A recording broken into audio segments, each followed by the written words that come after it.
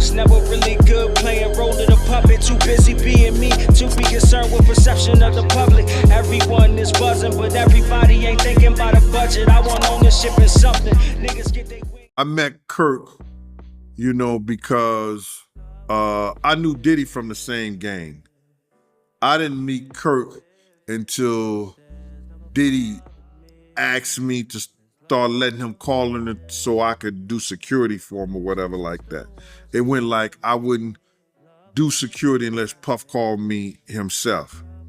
But then he said, yo, let Kirk, because I don't know my schedule, Gene. I don't know what I'm going to do. Let Kirk, call you and let you know what schedule I have if you could do security for me on those days. Now, I told Diddy at the time, yo, man, I don't want nobody to know anything, so if anything happened, you don't know me, all right? I told him that, just like that. If anything had to go down, you don't know me. And I was saying that in the sense whereas that... Hey, it's your boy Jim CB, and we are back with more news and updates for the channel. Man, check it out. This is getting out of hand, completely out of hand. So, Gene Deal does an interview, Art of Dialogue. Shout out to the platform, keep doing y'all thing over there. And he breaks it down, right?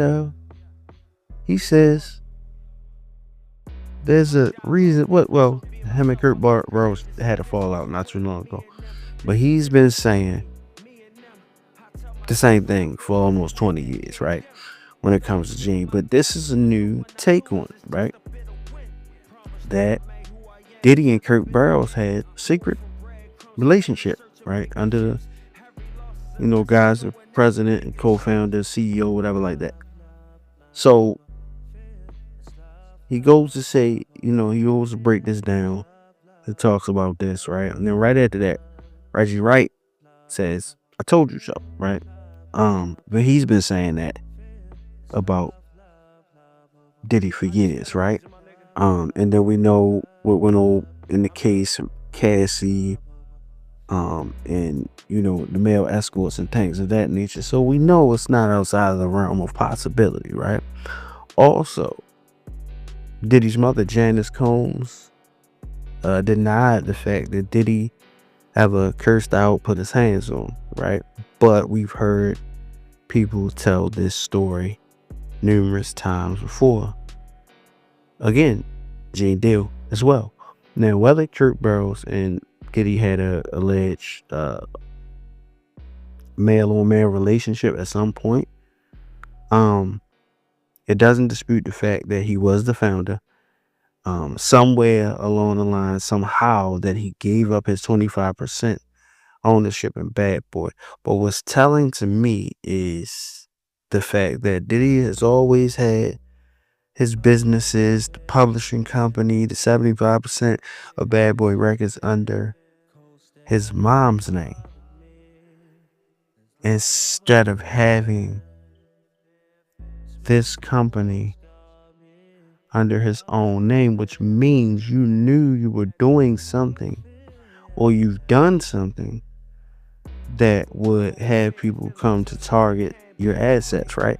So then we go back to the event in the 90s, when they threw the concert, when he promoted everything, and those 9 people died, right?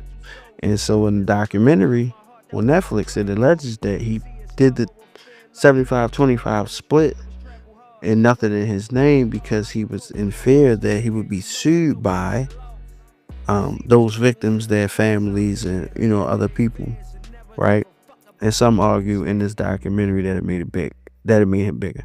So no matter what the relationship with him and Kirk Burrows was, right, whether it was friendship, whether they were lovers at some point, or whether it was just the relationship of, hey, you was there during the Uptown days, I want you to be my partner in this, right? No matter how it looks, what went down, whether he was forced to get back that 25%, whether did he ask them, he never got that 25% back. And then later on, they said that he was fired and things like that. And now he's exposing the things that he knows, the things that he kept quiet about. And my thing is, with all of you people, if these things were going on, y'all should have been said something, right? Now, granted, y'all might have been swallowed up by what they call his vacuum of power, right? Okay, he got all this power, all of this influence, he got all of this money to fight us. I'm only one person, I'm not worth this much. He's the guy that people are going to believe. That there's actually credence to that, right? But when you look at Gene Deal's case, right? Gene Deal has been speaking like this forever, exposing things forever. He's been saying the same thing, and it's now people like Roger Bonds coming out. Kirk Burrows is coming out to say things.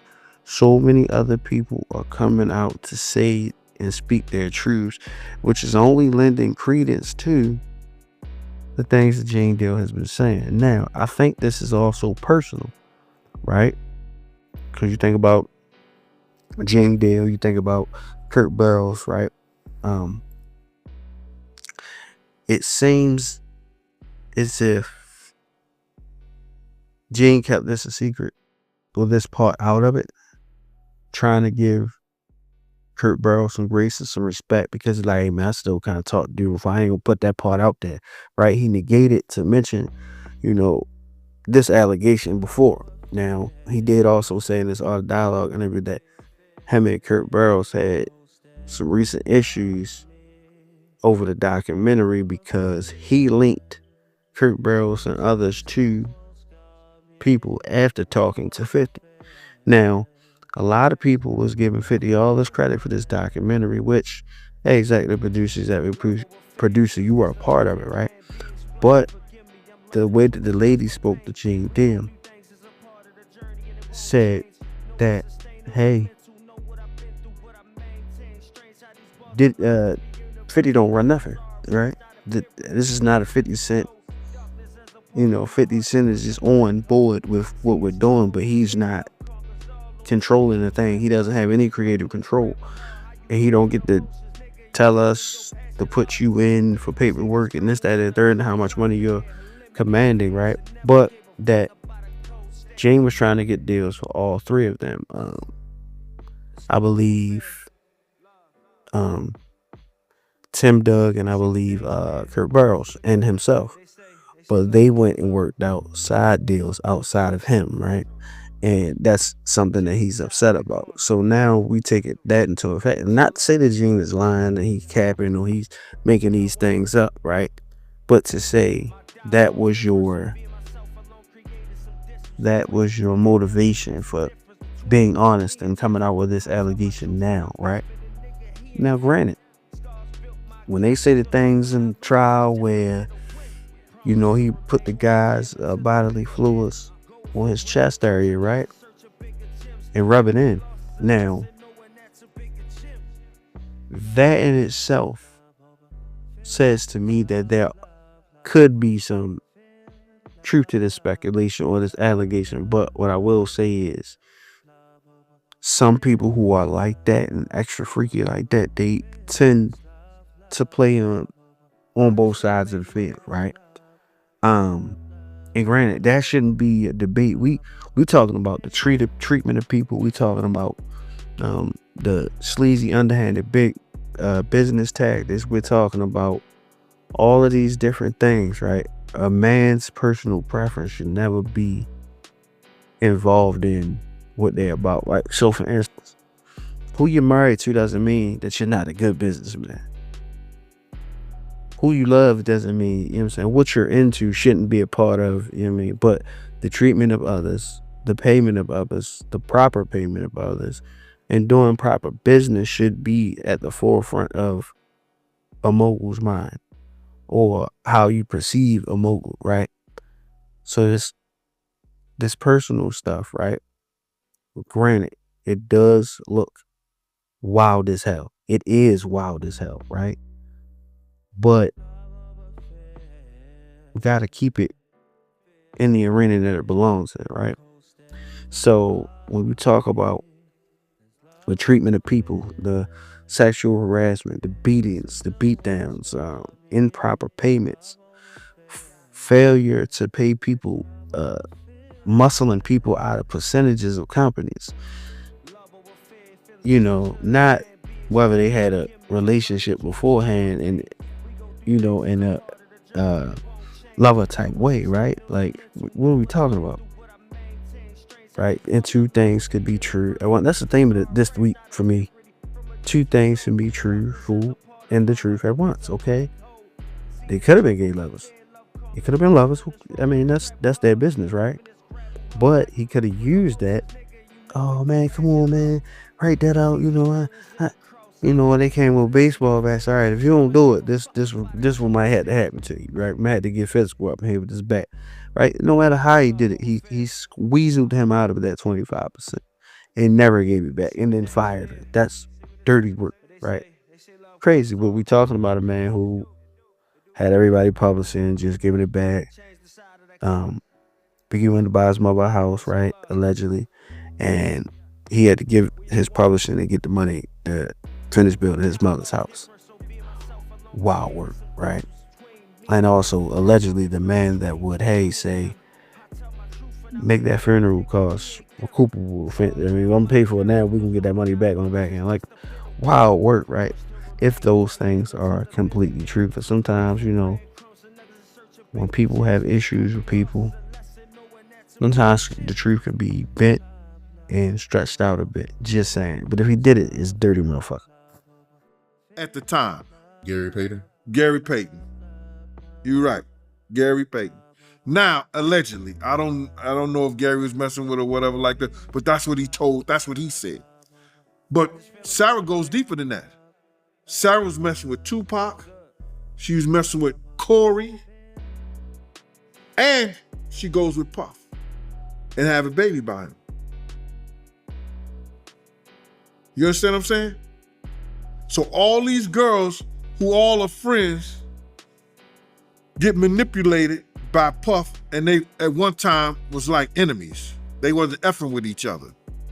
Then all of a sudden, I guess money had changed that whole shit for you. What was Puffy's relationship like with Kirk Burrows?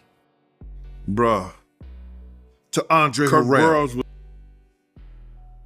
Do you understand what I'm saying? I'm just gonna give it to you. You understand? Because these niggas be out here playing, talking all this shit, and be acting like they know what they talking about. She was working for Russell first, then she was passed over to Andre Harrell. You understand? So now Andre Harrell has her in the office and stuff like that. And it was said that it was a girl also in Uptown, and I don't know if it was Kim. Or one of her friends walked in on Andre Harrell getting a fellatio and was given a red Mercedes-Benz 300C for keeping her mouth closed behind it. You understand? Because when Puff did that or whatever like that, you understand? It actually happened to Andre Harrell up in Uptown Records. Kim Porter's at the desk because Andre Harrell is doing Russell Simmons a favor by giving her a job over there. Because now all of them was models when he finally got that deal with Clyde Davis. And the money came in. So she started messing with him, this, that, and the third, the whole 9 yards. Now, it goes deeper than that. Because Kim turns around and she gets snaked. And nobody said this in the documentary. She gets snaked by Sarah, which is her best friend. It was Tanisha, Sarah, and Kim. Those three girls right there.